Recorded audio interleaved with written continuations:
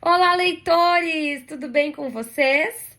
Vamos continuar a leitura do livro A Força do Entusiasmo. Nós paramos no capítulo 17, da página 155. A Idade do Entusiasmo. Quando me preparava para escrever esse capítulo, resolvi fazer uma lista das pessoas que me parecem realmente entusiasmadas. Pensei em amigos, parentes, clientes, depois fui me lembrando de personalidades que costumo ver na mídia, artistas, políticos, empresários, etc. A essa altura, percebi que só estava pensando em pessoas adultas. E as crianças? Elas não têm entusiasmo? O panorama então mudou por completo.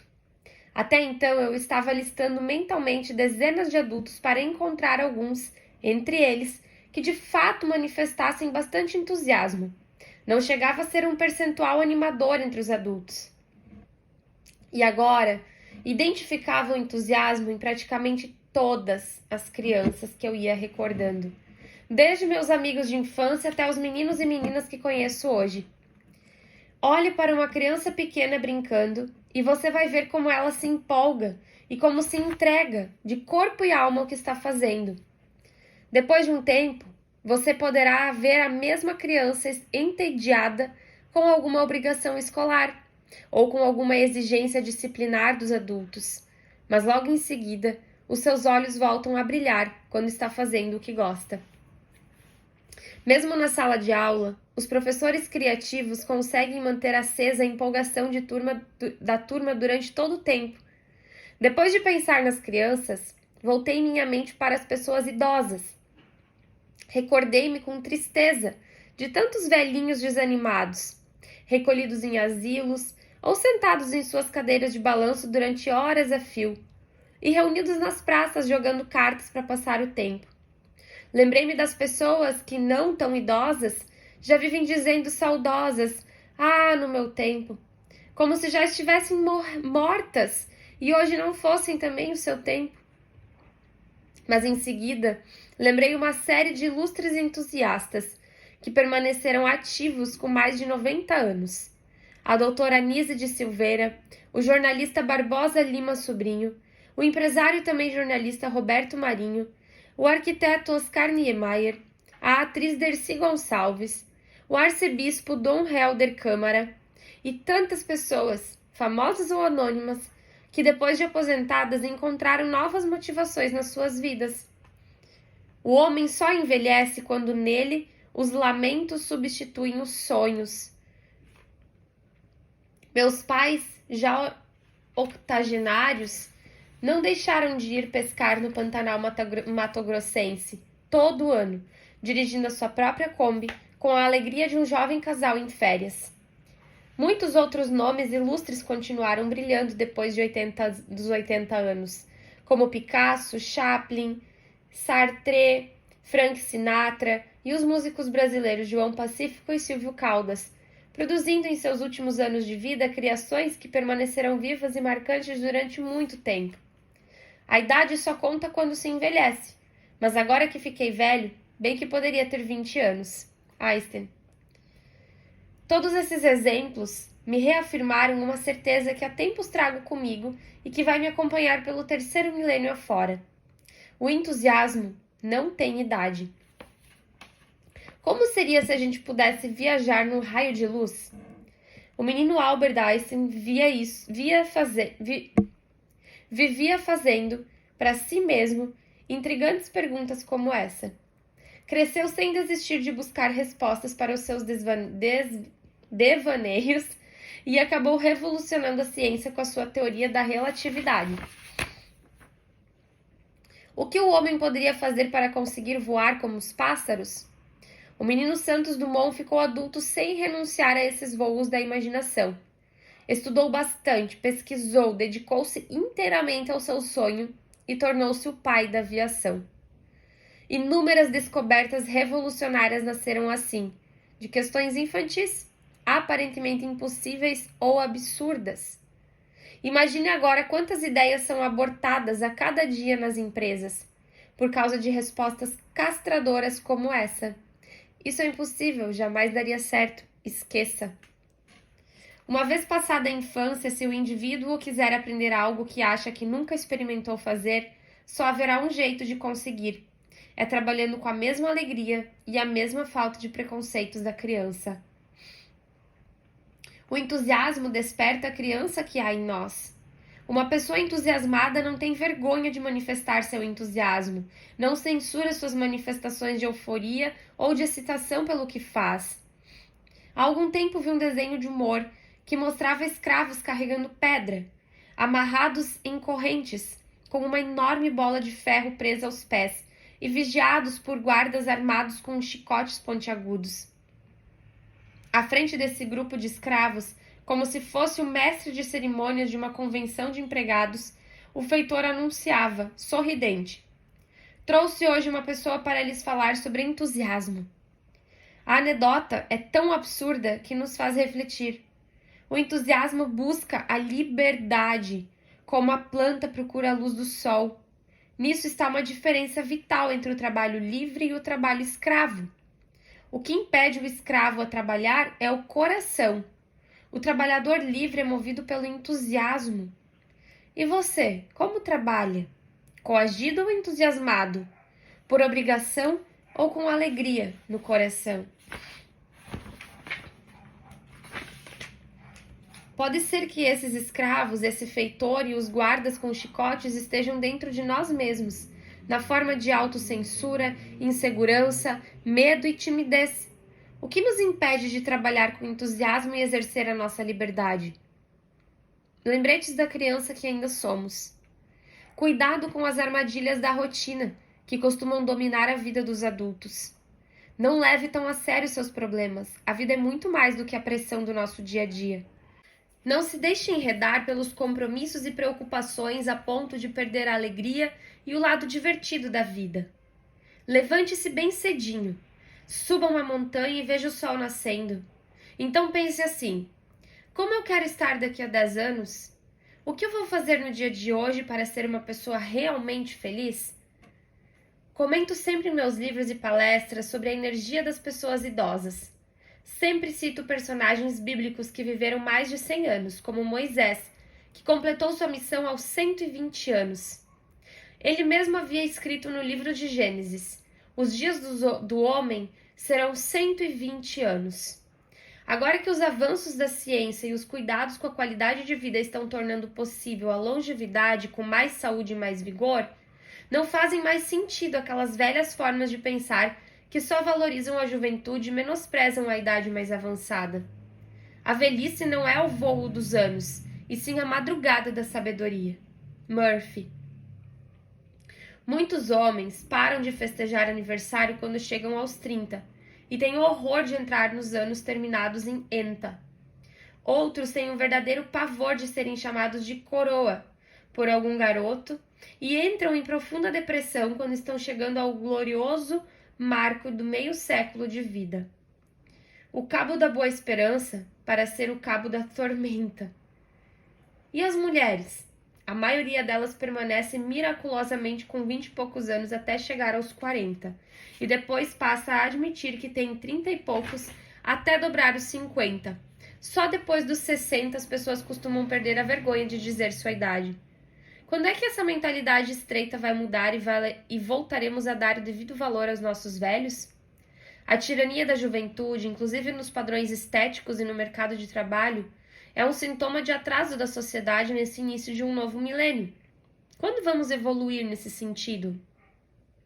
Acho que esse novo tempo está chegando, pois a quantidade de pessoas mais velhas está ficando cada vez maior. Quando minha geração chegar aos 80, firme e forte, já não seremos mais uma minoria. E, pelo menos no que se depender de mim, vamos continuar cheios de entusiasmo. Na velhice, darão ainda frutos, serão cheios de seiva e de verdor. Salmos 92:14. Aos 80 anos, o filósofo Sócrates aprendeu a tocar instrumentos musicais. Nessa mesma idade, Michelangelo pintou seus maiores trabalhos. Isaac Newton trabalhava exaustivamente aos 85 anos. E o pastor metodista John Wesley fazia suas pregações e dirigia sua igreja em todo o mundo, aos 88 anos.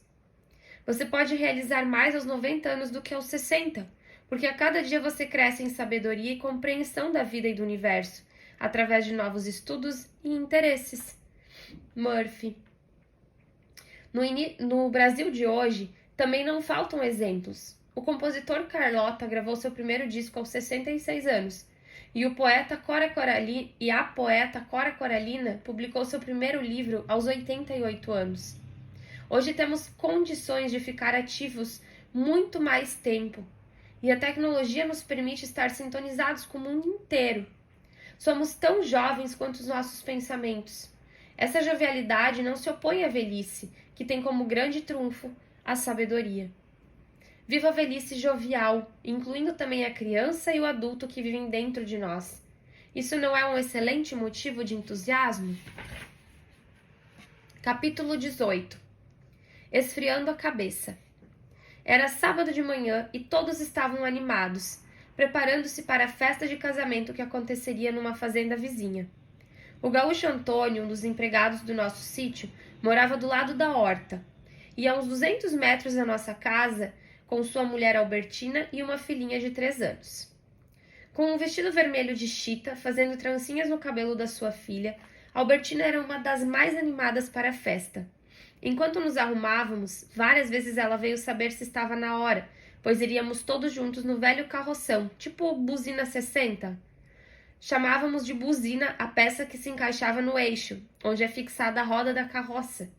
Os carroções tinham vários tamanhos e o maior deles era o buzina 60. Nosso carroção era puxado por 5 cavalos e uma égua, que iam com um potrilho do lado.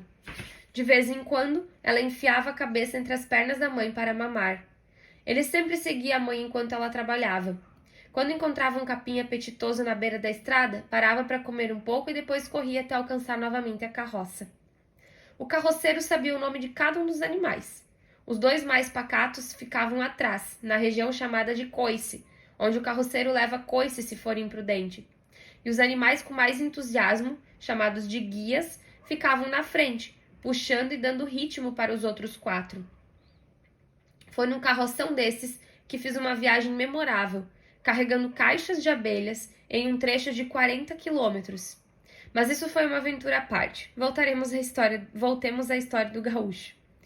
A Albertina veio mais uma vez saber se estava na hora de seguirmos para a festa. Quando ela voltou para chamar o marido, começamos a ouvir uma discussão. As brigas entre os dois, aparentemente, eram sempre pelo mesmo motivo. Ele queria voltar para o Rio Grande do Sul e ela não queria, pois gostava muito do ambiente encontrado ali no interior paulista. Nós já estávamos acostumados aos desentendimentos do casal, mas naquele dia aconteceu algo extraordinário que eu nunca mais esqueci. A briga começou a ficar muito mais séria do que as anteriores, e os gritos eram ouvidos à distância. Decidi chamar os dois para ver se eles paravam de brigar, quando eu seguia pela trilha de chão batido, a Albertina passou correndo descontrolada com a filha no colo e gritando que ia se matar. Foi a primeira vez que eu ouvi alguém dizer essa frase, vou me matar. Fiquei assustado, sem saber se voltava para casa ou se chamava o Antônio. Nisso, ele passou que nem o vento minuano e levei outro susto, pois nunca tinha visto um gaúcho com toda a sua indumentária. Bombachas, botas, esporas, facas na cinta, chapéu de couro e correndo daquele jeito. Barbaridade, tchê. Albertina corria na frente, gritando, vou me matar. O gaúcho ia atrás e eu também saí correndo, curioso e preocupado. Ela ia na direção da porta da nossa cozinha, mas parou subitamente ao lado do poço. Gritou novamente e com mais desespero, vou me matar. E com a criança no colo, pulou dentro do poço, que tinha 12 metros até a superfície da água e mais 6 metros de água até o fundo. Desesperado com a cena, o marido não sabia o que fazer. Agarrou-se na corda que amarrava o balde enquanto meu tio tentava segurar a manivela para ir soltando aos poucos. Porém, com o peso do gaúcho e a ansiedade de todos, a manivela escapou das mãos do meu tio e a peça de madeira que a sustentava se quebrou. O gaúcho foi caído no poço, arrancando as samambaias com a espora, e logo atrás dele despencava também a manivela batendo nas paredes laterais, enquanto todos nós gritávamos, nossa, eles vão morrer. Mas a sorte e o tempo estavam a favor deles. Quando Albertina caiu na superfície da água, afundou com a filhinha no colo enquanto Antônio caía. Quando a manivela bateu na superfície, Albertina ainda estava submersa, voltando do fundo, e o Antônio estava indo para o fundo do poço. Assim, por frações de segundos, o corpanzil do gaúcho não caiu em cima da mulher e da criança, e a manivela não machucou ninguém. A boca do poço era pequena para tantas cabeças que tentavam olhar o que estava acontecendo lá embaixo. Foi um alívio quando ouvimos gritos de briga, lá no fundo do poço. Na verdadeira acepção do termo, os dois continuaram discutindo. A essa altura, os vizinhos mais próximos foram chegando e começou a operação resgate. Durante 5 minutos, os dois ainda ficaram brigando lá embaixo, mas a água fria foi acalmando os ânimos e eles tiveram que ser solidários, abraçando-se para permanecer na superfície. Primeiro saiu a Albertina com a menina no colo. O vestido molhado evidenciou a sua barriga e o início de uma gravidez que ela escondia, o que acabou sendo abortada por causa da queda. Depois saiu Antônio, com o seu traje típico encharcado, mas intacto, ainda com o chapéu preso debaixo do queixo. Sobraram muitos comes e bebes no casamento daquele sábado, pois todos os envolvidos no drama do poço ficaram sob forte impacto, sem clima para uma festa. Isso foi briga de ciúme, diziam alguns, percebendo algum motivo passional em Antônio por sua decisão inflexível de voltar para sua terra. No dia seguinte, a mudança do casal foi carregada na velha carroça até Itapeva, onde eles pegaram o trem para o Rio Grande do Sul. Nunca mais tivemos notícias da família. Dias depois, o poço foi esvaziado, pois ninguém queria beber daquela água. E até hoje tem gente que diz que quando toma água daquele poço, ainda sinto o gosto do sebo da bota do gaúcho. Atitudes extremas podem ser até engraçadas, se não forem trágicas. Mas uma coisa é certa, não resolvem problemas. Quando tomamos uma atitude com raiva, quase sempre nos arrependemos depois. O que é feito com ódio sempre traz consequências ruins. A raiva não deve ser ignorada ou sufocada, mas pode ser dominada e direcionada para uma atitude de transformação do que não está indo bem. É sempre bom esfriar a cabeça, sem que seja preciso cair num poço, antes de qualquer gesto impensado e drástico. O melhor antídoto contra a raiva é o bom humor. Ambientes alegres ajudam a direcionar para atitudes positivas as emoções que poderiam ter um sentido destrutivo. Entusiasmo gera alegria e bom humor. Favorece a criatividade, o carisma e a capacidade de levantar o astral, em qualquer ambiente. No trabalho, na família, no clube, na escola, na rua, em toda parte. Reflete-se diretamente na produtividade, na qualidade do nosso trabalho e na qualidade de vida. Alguns ambientes revelam muito sobre as pessoas que o frequentam. Observe, por exemplo, em um restaurante. Como é o clima no banheiro dos homens? Ficamos meio tensos, contraídos, cada um ali segurando a sua seriedade. Enquanto isso, podemos ouvir animação e entusiasmo no banheiro feminino, onde elas sempre vão juntas. Já reparou? E ficam conversando descontraídamente. Tudo me leva a crer que a mulher tem, normalmente, mais entusiasmo que o homem. Veja o caso da gravidez. É difícil, ela sente dores enormes, o parto maltrata bastante na primeira vez, mas depois ela parte para outra gravidez e mais outra com o mesmo entusiasmo. Será que os homens aguentariam? Observe uma mulher vendedora. Quando ela incorpora o que está fazendo, quando veste a camisa, ninguém segura, vai além das expectativas.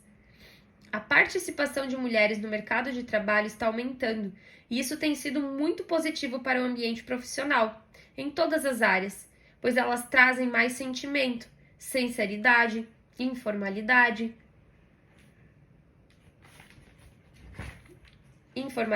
destemor, senso de justiça, honestidade, entusiasmo, alegria, beleza e sorriem bem mais que os homens.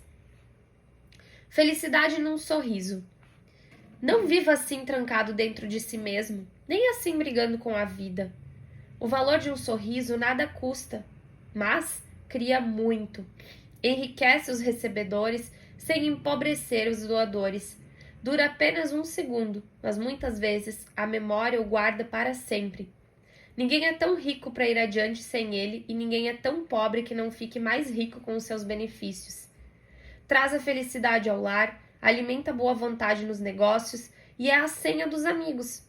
É repouso para o fatigado, incentivo para o desanimado, alegria para o triste e o melhor antídoto da natureza para o mau humor. Não pode ser comprado, mendigado, emprestado ou roubado, pois é alguma coisa que não é artigo de valor para ninguém, senão quando dado naturalmente. Se no dia a dia alguém estiver tão aborrecido ou irado que não lhe possa dar um sorriso, então deixe o seu, pois ninguém necessita mais de um sorriso do que as pessoas que não sabem sorrir. Sorria e viva mais alegre. Quem tem o entusiasmo é destemido. Assume riscos acima do que a maioria das pessoas consegue encarar. Enxerga adiante do risco e tudo faz para atravessar os problemas, enfrentando perigos e alcançando sua meta. Na firme decisão de superar os obstáculos, o entusiasta conta com a criatividade. Encontra soluções que à primeira vista pareciam impossíveis, como um alpinista que começa a subir um paredão difícil, nunca antes conquistado, sem saber exatamente em que pontos poderá se apoiar, mas não deve dispensar o bom senso. A técnica, o conhecimento, a preparação e o planejamento precisam ser aliados constantes do entusiasmo inteligente. De nada vale uma tonelada de entusiasmo se não tiver acompanhada de uma grama de técnica. Sempre que assisto a palestras do navegador solitário, o que mais me chama a atenção do navegador solitário Amir Klink, o que mais me chama a atenção é o seu minucioso planejamento. Ele fica anos planejando os mínimos detalhes antes de cada nova aventura. E quando sai navegando solitariamente pelos mares de todo o planeta, consegue proezas que nenhum navegador havia ousado tentar. Klink nos ensina que para ser ousado é necessário estar bem preparado. Seu entusiasmo pelo planejamento o conduz à vitória, sem correr riscos que podem ser evitados com inteligência e astúcia. O filme Morte no Everest conta a história de um grupo de empresários que decidiram escalar o Everest. Desde o início do trajeto, foram alertados pelo guia. Quando chegarmos à última etapa, temos que atingir o cume até às 14 horas no máximo. Nesse horário teremos que voltar, mesmo que faltem poucos metros. Mas todo o grupo estava tão eufórico pela conquista do ponto mais alto do planeta, depois de ter chegado a poucos metros do objetivo final, que ninguém obedeceu à recomendação do guia, nem ele próprio, que ficou envolvido emocionalmente com um dos clientes. Chegaram ao cume às 16 horas, festejando a vitória, mas a volta foi trágica. Morreram quase todos, inclusive o guia. O entusiasmo do grupo foi prejudicado pela imprudência de não seguir o planejamento. É melhor ser um cachorro vivo do que um leão morto. Um grupo de jovens alpinistas brasileiros, depois de alguns anos de preparação, estava escalando o Monte Aconcagua. Meu Deus, nunca ouvi falar. Pelo lado mais difícil e mais arriscado. A certa altura, antes de começar o último trecho, alguns preferiram não prosseguir. Era a parte mais crítica, uma distância pequena, mas de muito risco. E as condições de tempo não pareciam ser favoráveis. Eles estavam bem perto da fronteira do Chile, onde o grande poeta Pablo Neruda certa vez escreveu: Esto no es ensayo geral, esto es la vida, esto es un ensayo geral, esto es la vida. Os que partiram para a fase decisiva da subida apresentavam entusiasmo e certamente ficaram desapontados com o desânimo dos que decidiram ficar no acampamento. Mas somente estes voltaram vivos. Os outros foram soterrados por avalanches de neve.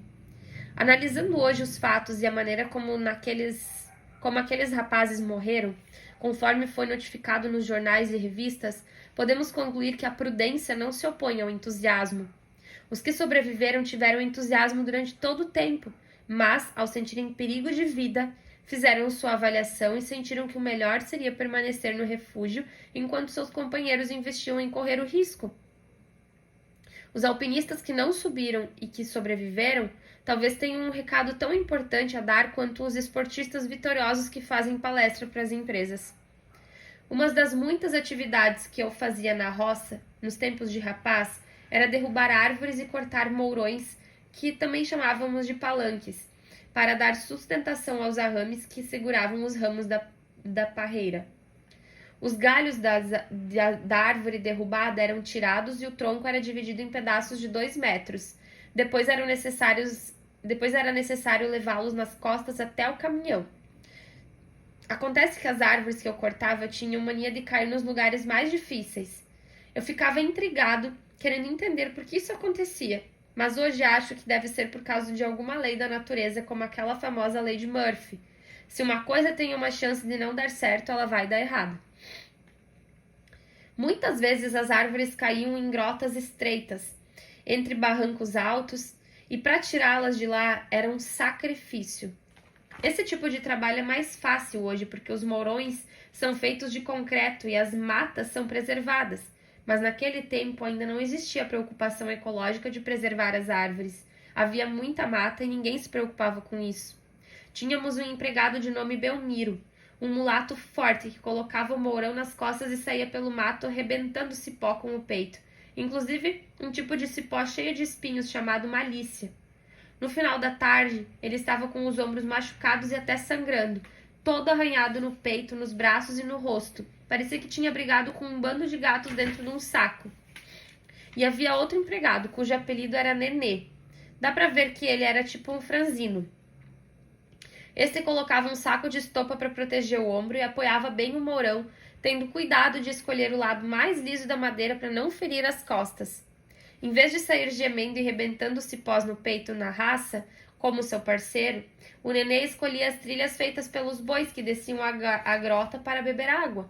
Geralmente as grotas têm um riacho onde os animais vinham beber água e acabavam deixando um pequeno carreiro, um caminho, que com o tempo ia ficando limpo, firme e com curvas, pois o animal segue uma lógica para chegar até ali, contornando o terreno sem pegar direções íngremes. O Belmiro, com o seu ímpeto e sua força física, se desgastava tanto que ao chegar na frente parava um pouco para recuperar o fôlego, com suas avantajadas narinas movimentando-se rapidamente, enquanto o Nenê terminava sua missão ao mesmo tempo de espaço, vindo pelo passo do gado. Essa é uma expressão de Moisés. Veja sobre isso no livro Líder dos Líderes. No final do dia, os dois tinham carregado a mesma quantidade de mourões de maneiras diferentes, um com entusiasmo prudente e o outro com esforço imprudente, queimando muito mais energia e sacrificando seu corpo. E paramos hoje na página 177, onde daremos continuidade na próxima leitura.